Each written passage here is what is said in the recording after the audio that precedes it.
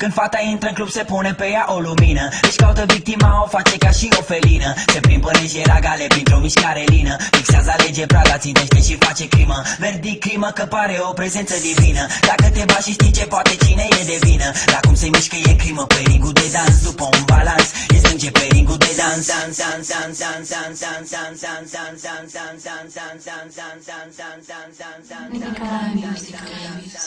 E genul de fată care te face de bani și merge mai departe și face și alții de bani.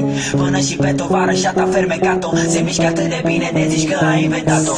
Și toți șmecherii cu bani lângă ea devin niște proști cu bani. De fapt fără bani e ilegală, are antrenament. E letală, femeia e talent, îți face testament. Fata e criminală, e asentimentală, afacere ilegală. Dacă te crezi, fata multisensuală, fata e profesională, treaba e doar temporară. Dacă te crezi, fata e criminală, e asentimentală, afacere ilegală. Dacă te crezi, fata multisensuală, fata e profesională, treaba e doar temporară.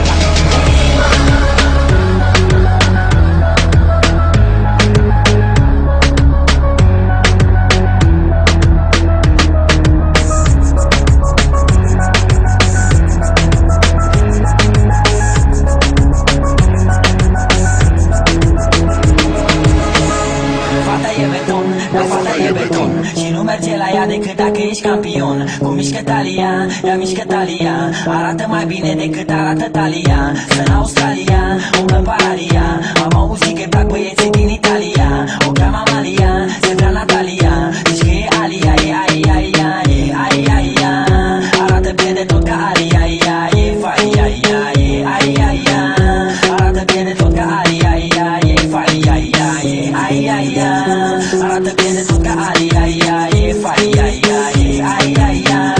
Arată bine de tot ca Alia, e Faia, fata e criminală, e asentimentală, afacere ilegală. Dacă te crezi, fata multisensuală, fata e profesională, treaba e doar temporară. Dacă te crezi, fata e criminală, e asentimentală, afacere ilegală. Dacă te crezi, fata multisensuală, fata e profesională, treaba e doar temporară.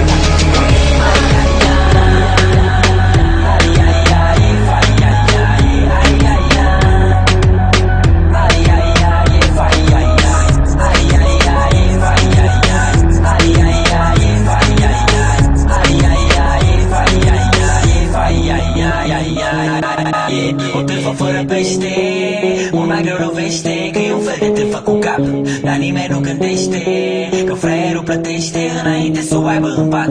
O târfă fără pește, mult mai greu lovește. Că e un fel de târfă cu cap, dar nimeni nu gândește că fraierul plătește